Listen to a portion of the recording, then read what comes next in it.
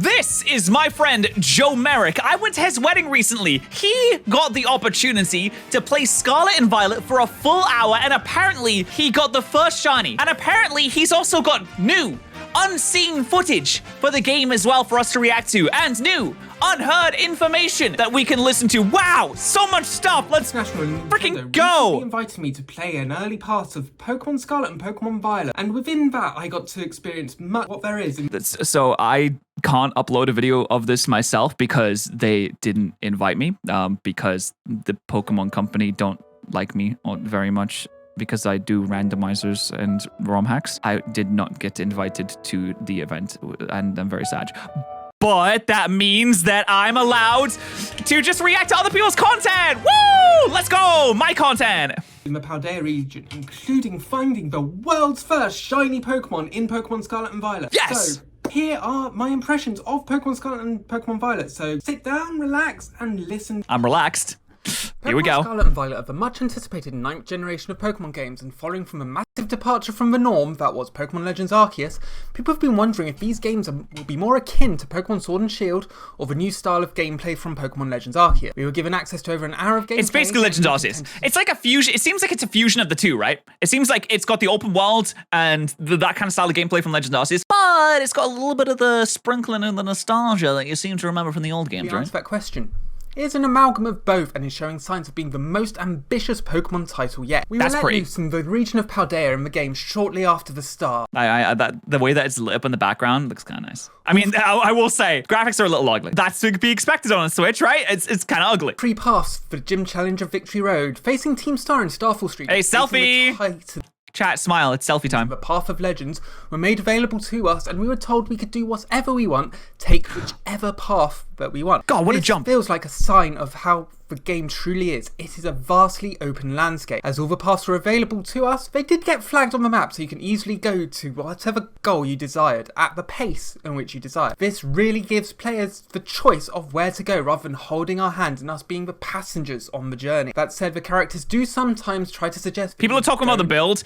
So this is an early game build. This is not obviously the final game build that's going to be released, but you also have to remember, this is pretty close. This is not like 2 years away from being released. This is pretty close to what you're going to get. There might be some polishing here left and right, but the majority of what you see here is what you see is what you get, right? Things such as check on... It doesn't represent the final game because they have to say that.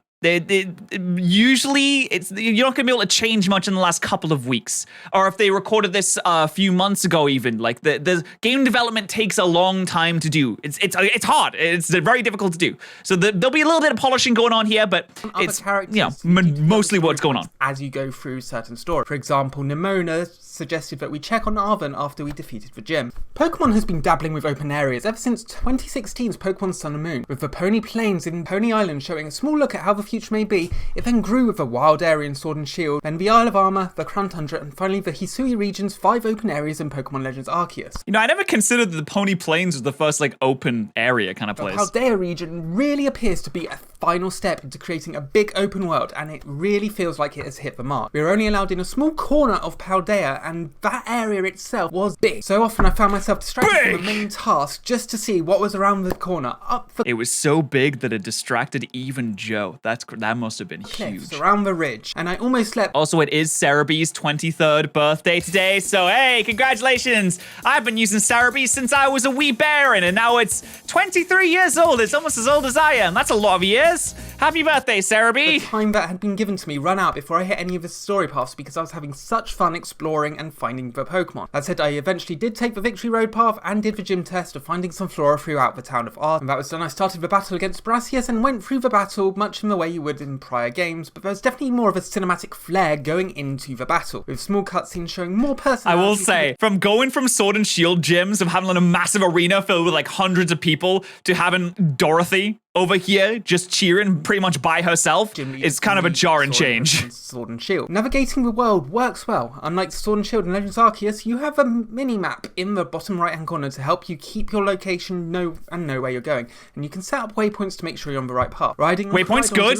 Okay, good. Sped up traversal, and it automatically shifted to climbing when I needed it, and I could glide at any time. Pokemon are found sprawled around the field. You no longer have to go for specific tall grass for random encounters, and as far as... There's the auto battle. I love love Bella Bowl. It's awesome. Also, no, Cerebi, the website, is 23 years old, not the person. The person is older. You can tell random encounters no longer exist in the game. Instead, this is more Minimap is nice, though. Legends Arceus game where they can be just about anywhere. They're not always just standing around waiting for you either, but you can see them sleeping or just going about their day. At one point, I was gliding over the field on Koraidon and looked down and I saw 2 Pokemon racing underneath me. And at one point, I walked across the field and saw 2 deerlings sleeping amongst the grass while some other Pokemon flying behind them. That's cute. It's like they have their own lives and they go peepo sleepo. Sometimes you will also see a group of 4 or 5 of the species of Pokemon together, sometimes with one of the evolutions in the middle. There is a catch to this though. That's cute. While Pokemon's interactivity is closer to Pokemon Sword and Shield than Pokemon Legends Arceus. You won't Oh god, the Torkoal smoke still looks so be bad. running away from a Pokemon's attacks here to protect yourself, but at worst they will run at you to start the encounter. And that is how wild encounters primarily run. Much like There's so many Sword and Shield, Torkoals. if you walk into a Pokemon in the overworld, you'll start the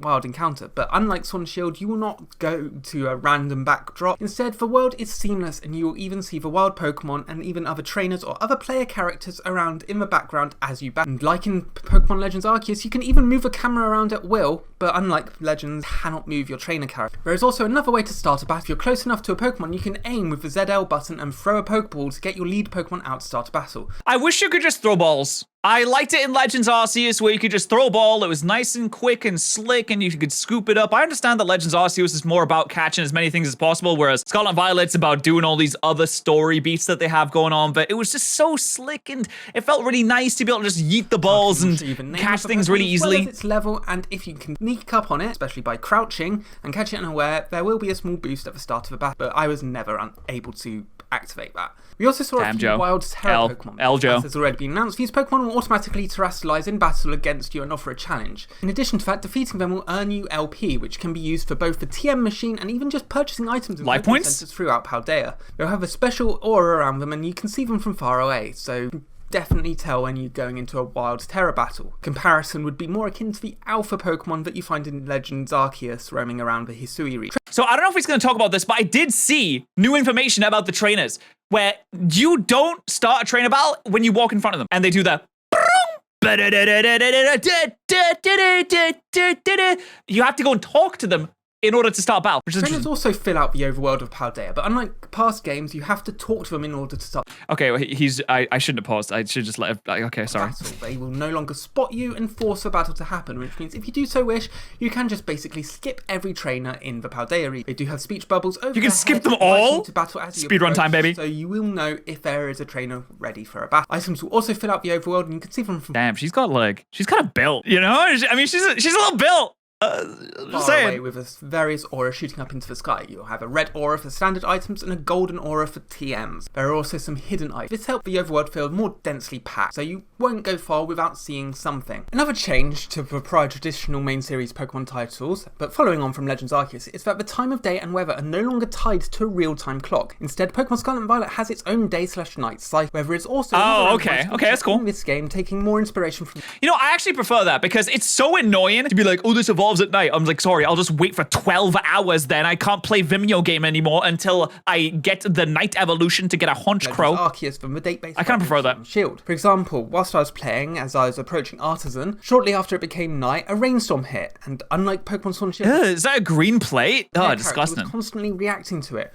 Whilst running through the town, the character was trying I'm sorry, we got a ham sandwich, a pickle sandwich, a jam sandwich, and a cheese sandwich. Can we get a bit more creative with this? Shield themselves and their eyes from the rain so they could still see while running, which is what is this, a really Subway? Nice small touch, which didn't exist in the prior Pokemon game. One of the things that the Pokemon community is constantly asking about is shiny Pokemon, and it is one which we were so lucky to confirm. Here we go. Shiny Pokemon are, of course, back in this game, and much to our surprise, whilst we were playing through, we actually managed to get the world's first shiny Pokemon in Scarlet and Violet outside of Game Freak and the Pokemon Company.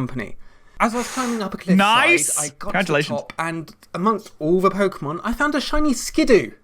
Skidoo! I mean, that's not a bad shiny to get. Also confirms that Skidoo is in the game. Kind of sad that they didn't get any footage of it. Would be nice to see what the sparkle looks like, how it looks in the overworld. But continuing from Pokemon Let's Go, it is what it is. Legends Arceus, shiny Pokemon are fully visible on the overworld, which is an improvement over Pokemon Sword and Shield, where you wouldn't know until you started a battle. We aren't quite sure if there was a special cue, visual or otherwise, due to how we approached the shiny Pokemon, but it was really something to climb up there and find the shiny Skidoo. Fortunately, I can't keep it, which sucks, but that does suck. They should trade it. They should like trade it out the game. Oh, I guess it's a demo. Put it in PK Hex. I know the Game Freak has their own version of a Pokemon editing software. Just take it out the game, put it in their version of PK Hex. Keep it. Come on. Do them a solid for once. Getting the first full-on shiny Pokemon in the game is an experience I will never, ever forget. Battle-wise, Pokemon Scarlet and Violet definitely align more with Pokemon Sword and Shield. Gorn's Legends Arceus' more simplified battle system with the agile and the strong styles of moves. I like that. Return to the more complex and full battle system of a previous main series title. So your abilities and hold items and everything make a return. Game Freak said, yoinkies, my skidoo now. Despite that, battles are feeling much snappier and quicker than Sword and Shield. Now, the animations are quicker and they feel, don't want to say less cinematic, but the animations don't require your attention. Trust.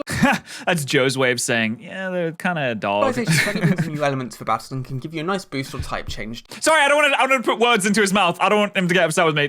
This is my own opinion. This is my own opinion. It does not represent the opinion of Cerebi. I'm merely reacting to it and providing my own opinion and context on top of what he is saying, which does not reflect on what he is saying or the Cerebi.net website. Things more I didn't get to try it out too much in a deep way, but there's definitely a damage boost if you're terrestrializing to the same type you already were. And needing to recharge the Tera Orb definitely feels like a good way to keep the game balanced so you're not constantly pressing the win button like you were with Zed's move. I feel like catching Pokemon is going to feel so much slower now because of the fact that in Legends Arceus you can just go boop, boop, boop, boop, boop, boop, boop, boop, boop, but now you have to wait in a battle, so you have to go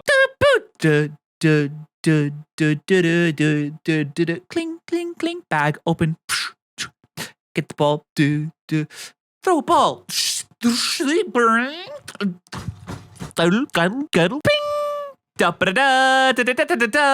for every single mon. Pokemon Sun and Moon. However, some changes from Pokemon Legends Arceus have made it through. While you learn moves in a similar way to Sword and Shield, where if your Pokemon hits the level, it asks you if you want to learn the move, Scarlet and Violet does continue Legends Arceus' method of drip check? Getting moves. You can drip check from the menu at any time. You can also pull Pokemon out of your boxes at any time, just like in every game since Let's Go Pikachu and Pokemon Let's Go Eevee. There's also a new feature where you can select the Pokemon and have it heal automatically using items from your bag to heal as required, which streamlines the process. The menus themselves have followed the streamlined process the game itself had. Now, when you click the menu with the X button, on the left you'll see your past, their status, heal from moves on the fly, whilst on the right you'll have the bag, settings, save, and the Poke Portal, which is the game's main activity. These are all visually striking and have a lovely style and goes with a more simplistic look, much like Pokemon Shield. Oh, I hope they don't start the Y-com. It's also a fun thing to or have try out. anything like that. that. If you send your Pokemon out into the overworld by throwing the Pokeball with the ZR bar, it will follow you around, but you can press the button again to send it off in certain directions or let it get items for you,